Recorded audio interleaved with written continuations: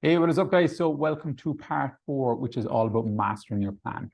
And this is where we go through putting everything together that we've learned over the last few parts.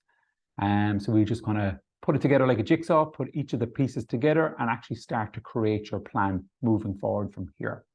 Now, the number one thing that stops people from achieving their goals isn't about knowing what to do, but more about having a plan to follow and the accountability to actually make it happen. Because at the end of the day, nearly everybody knows what they should be doing, but yet they don't do it. So that's why what we want to do today is we want to start putting the plan in place so you know exactly what it is you should be doing and you have that roadmap to follow to help you progress, move forward, and smash your goals. So what we're going to do is you're going to take your time with this. If you're watching back on the replay, all you got to simply do is hit the pause on this as we go through each part. Give yourself a bit of time to actually fill it out. So what we're going to do is we're going to start by working backwards. So the number one question to ask yourself is, what is it you want to achieve? And once you've kind of figured out what it is you want to achieve, then you just need to ask yourself the question, why? So why is this important to you? Why do you really want to achieve this? When you're thinking about what it is you want to be able to achieve as well, not just putting down, I want to lose 10 kilos or 15 kilos. Write down how you want to feel. How do you want to look? What do you want to be able to do? So really think about the things that you want to be able to achieve. Losing weight could be just one part. Eating better, feeling better, more energized, having better self-esteem, feeling happier in yourself. And once we've kind of come up with what it is you want to be able to achieve, then we just ask ourselves why. So why is this important to you right now? So that's going to be another really important part, because if you don't have a meaning behind why you're doing it, you can very easily fall off track. But if you have a strong enough meaning behind it, a strong enough why, it's very easy to use that then as motivation to keep you going and keep you on track. Now, once we've asked ourselves what it is we want to achieve and why we want to achieve it, the next question is, what are the potential barriers in achieving this? So what is it that could hold you back? What could stop you from actually getting to where you want to be? Do you feel like you have to, are you the person that could be your potential barrier? Do you find that you may not have a strong enough willpower right now? Are you having nights out all the time? Perhaps your friends constantly asking you to go out. Perhaps there's other things that could be getting in your way. So really kind of ask yourself, what are the potential barriers that could be stopping you from achieving what it is that you want to be able to achieve? And once we come up with that, the next part then is, what are some sacrifices you're willing to make? Like, what do you feel you need to give up in order to get to where you want to be and start creating these new habits for yourself? Because sometimes you need to swap something out. It could be you're having drinks 3 or 4 nights a week. So instead of having 3 or 4 nights a week, make it just 1 night a week. Perhaps you're having a takeaway 3 or 4 nights a week. Perhaps you're someone that kind of snacks in the evening. Perhaps you need to give that up. So asking yourself, what are the sacrifices you need to be willing to make? Then the last part then, when will you commit to taking action? So you really need to ask yourself, is it going to be right now that you're going to start making these changes? You're going to start stepping in and putting action in place because you know it's going to help you move forward. So we really need to make that commitment to yourself and ask yourself that question, when will you start taking action? Cool. So again, if you don't take time on this, just pause the video, go back over, give yourself a bit of time on this and get through each part. Right, moving on to the next part. And this is just giving you an example of a weight loss goal. So if your goal is to lose weight, this is kind of the steps you need to put in place to help you get to where you want to be. Number one, we need to work out our calories. By doing so, puts us in a calorie deficit. We also work out our protein needs. From there, what we'll do is we'll track our food on MyFitnessPal. Like I said before, on the other video, on the nutrition video, you don't need to track your food forever. This is just simply a way to get a better understanding about how much food you are actually consuming each day. It gives you a better understanding about how your portion sizes are. Are you actually overeating? Are you coming anywhere close to your protein targets?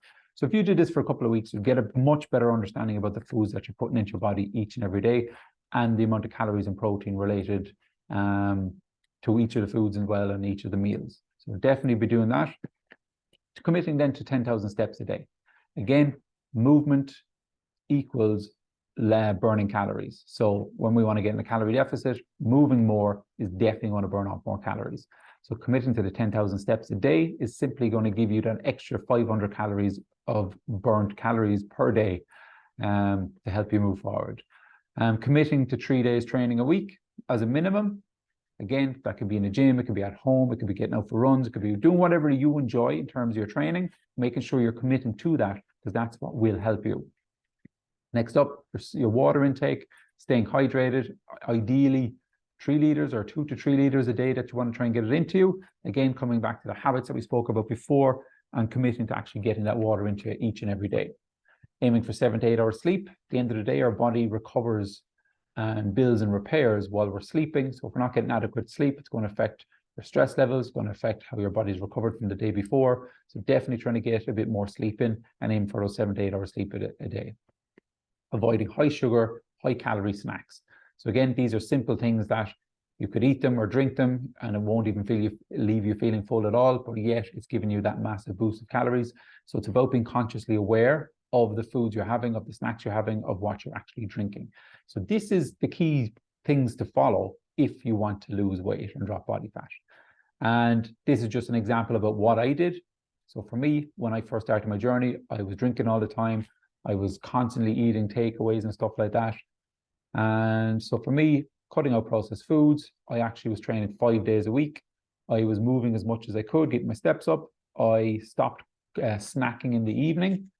I reduced my calorie intake, so I was eating loads of takeaways and stuff like that. I cut all that crap out, and for plenty chicken, lots of veg, stuff like that. So it was higher volume foods with less calories than what I was actually eating before. And I followed an 80-20 rule. So I still enjoy my weekends, still have takeaways every now and then, cut back on and when I first started, I kind of really cut back on everything because I hated where I was. So I made a big change there. But for now, today, I still follow the same principles as this, but I still like have a couple of drinks on the weekend. It's January now at the moment. I'm kind of doing dry January. But generally, I'd have a drink on the weekend, have a takeaway once a weekend, and I just stick to everything else, and it keeps me exactly where I want to be. And I tracked my progress by how I see myself in the mirror, and then I adjusted as needed. So right now, I still kind of have a bit of a six-pack, and I still maintain that for the last, I don't know how many years, but if I feel it's ever going, I'll just automatically cut back on my calories, I'll stop my snacking, and I'll get myself back to where I was again. So it's just about having that right balance for yourself. And that's what I did for myself. That's what I did for loads of my clients as well. That's what it really came down to, is just simply eating habits, moving more, adjusting stuff to fit into your lifestyle.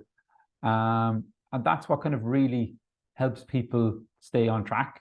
So everybody that's on a bit of a health fitness journey, it just simply comes down to doing the same things. You're moving more, you're reducing your calories, you're creating new healthier habits for yourself, you're managing your stress, you're looking at your water intake, you're trying to get a bit more sleep, and you're focused on that long term.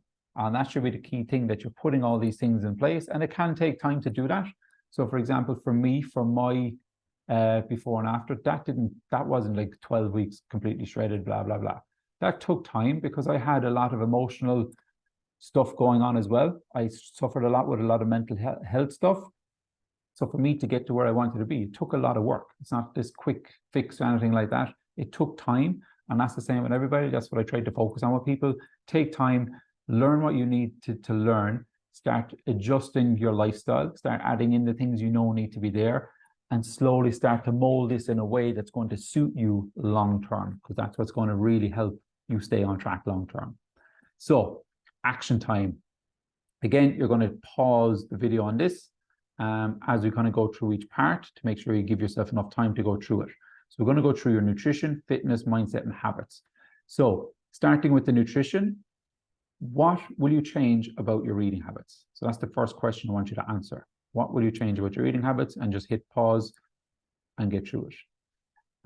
What will you start having for breakfast, lunch, dinner, and snacks? So again, ask yourself those questions. Then you need to ask yourself, what will you stop doing? So is it going to be snacking in the evening? Is it that every time you go into a garage, you pick up a bag of potatoes and a chocolate bar or a bottle of Coke or whatever. So what are the things you need, you need to stop? So answer that question. Next one then on the hydration part. How will you improve your water intake? Are you going to buy yourself a water bottle? Are you going to keep it on your desk and work? Are you going to commit to having a pint of water with every meal? So again, ask yourself how you're going to improve on getting more water into you. Again, take your time on this. Next part is fitness. So what exercises will you start doing? Like, are you going to go to the gym, go out for walks? You're going to go for runs? You're going to start doing classes? So you want to ask yourself that. What exercise will you start doing? Then how many times a week are you going to start doing it? Next question then is, are you going to commit to getting your steps up? If so, what's your step target? What are you going to try and aim for that you know you can hit? Whatever you're hitting right now, if it's 4,000, bump it up to, say, 7,000. If it's 10,000, bump it up to 12,000. So whatever you're currently hitting, bump it up that little bit more. Right, moving into mindset. So how are you going to improve your mindset? Will you commit to doing, say, personal development? And if so, are you going to start reading books, listening to audiobooks, working on your beliefs, recognizing self-talk? You're going to willing to push yourself outside your comfort zone. So these are the things that you really want to think about. If you want to learn a bit more about these, feel free to reach out to me and ask me about it. I can direct you towards some other videos I have, or some my self-discovery course. So there's a lot of stuff in there based around personal development. Now the last part is habits. And the first question is, what are 5 new habits you want to focus on? So whether that's switching off from work when you get home, managing your work-life balance, doing more with your family, having better self-care, stop beating yourself up, eating better, going to the gym, doing classes, runs, managing your stress, having more downtime in the evening, doing more fun stuff. What are the 5 habits you want to focus on? Make sure to write those down.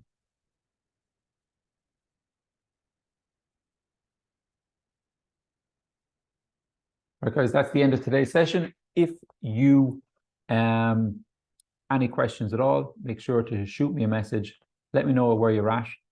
Let me know how you got on with today's video and what your action plan looks like. Also, feel free to send it on to me. We can make adjustments then as needed. And if you've any questions, feel free to hit me up straight away. And again, let's get you moving forward, absolutely smashing your goals.